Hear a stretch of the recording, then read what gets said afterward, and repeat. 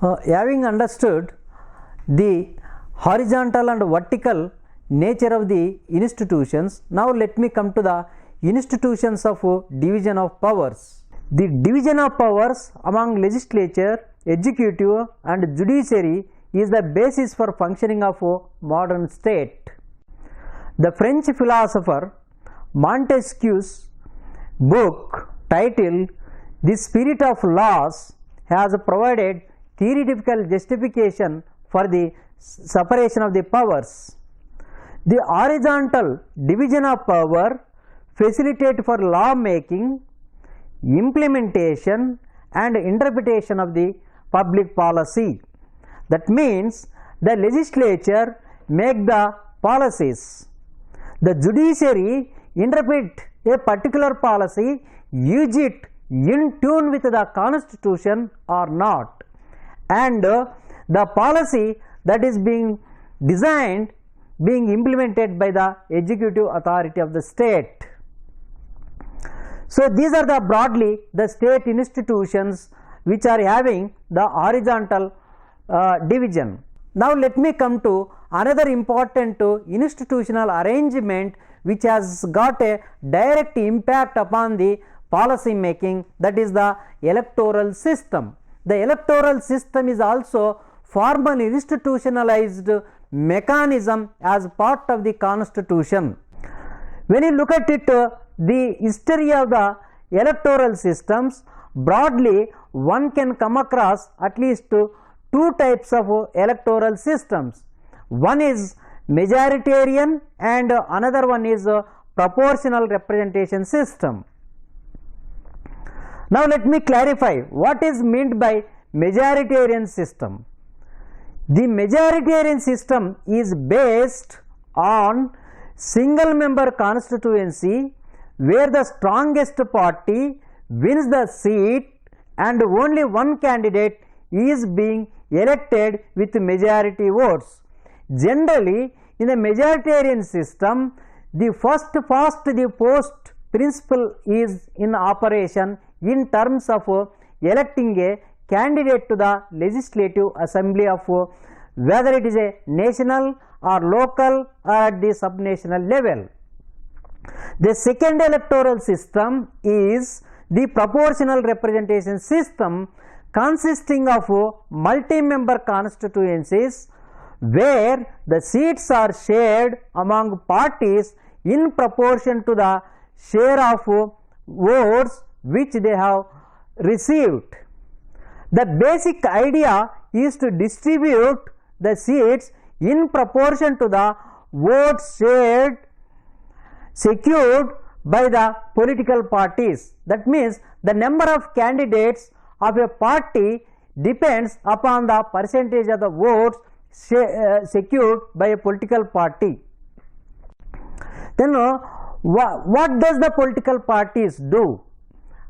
Or while continuing to the institution of the electoral system, it is binding upon the system that existence of the political parties are an important phenomena.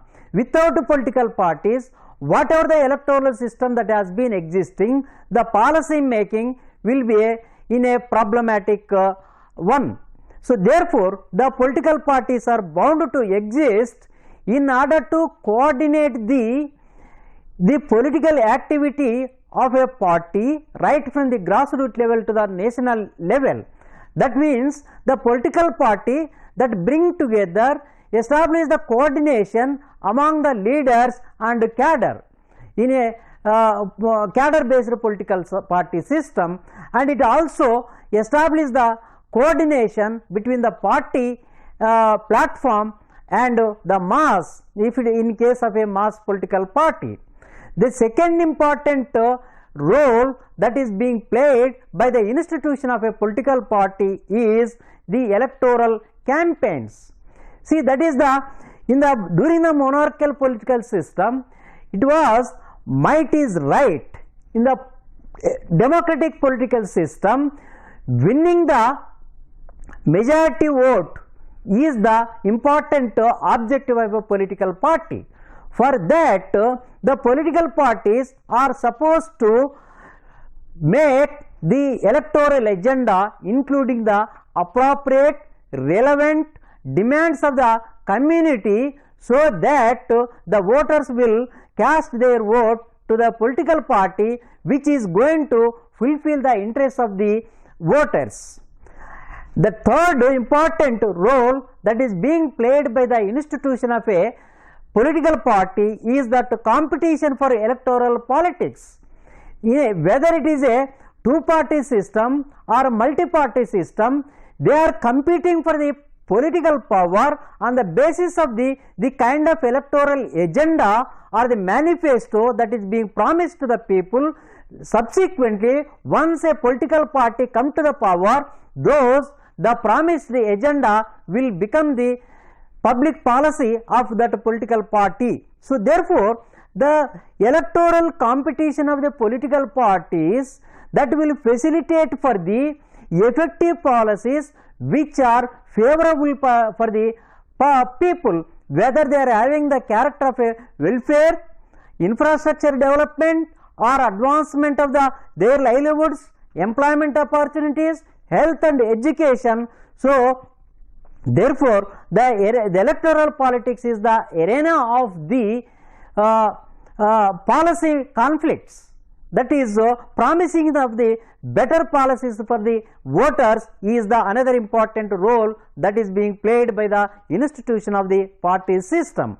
And third and next important role or the relevance of the political party is that of providing accommodation to all the social groups in the society, cutting across the all narrow, ascriptive and parochial identities in terms of the representation, whether it is a representation for the various social groups, the women, the youth, and then where the business class, the working class, etc. is one of the important activity of the institution of the political party, that is providing of the proportional representation or in proportion to their number is the another important role that is supposed to be played by the institution of the political party. When you look at the literature on political parties, the party system has been classified into various categories. Say for example, Karamani classified party system into the dominant party system, two-party system, the multi-party system and bipolarity. When you look at the idea of the dominant party system, which can be characterized as large party secures more than 50% seats in the parliament, dominates the politics of a country for long period of time. That means the political party is supposed to secure more than 50% of the seats, and then it is supposed to be in power for long period of time. The dominant party has hegemonic position and does not enter for coalitions with other parties in the formation of the government. When you look at retrospectively in the Indian context, we have the examples, for example, the Congress party and Bharatiya Janata party. These are the political parties which have been ruling the country. The Congress since 1950s almost up to 1970s was the dominant political party. From 2014 onwards, some of the political scientists have been characterizing Bharatiya Janata party is the second dominant political party in Indian electoral political system. Then two-party system, this is the another classification, is being characterized by two equally strong parties which dominate the politics of a country and capture for the political power in an alternate, maybe continuing or in an alternative manner. Say for example, the USA and UK are the best example for the two-party system, that is the Republican Party and the Democratic Party. The Labour Party and Conservative Party are the best examples in United States of America and United Kingdom. The third classification is the multi-party system. The multi-party system reflects in the electoral competition. And multi-party system is also being designed in the constitution.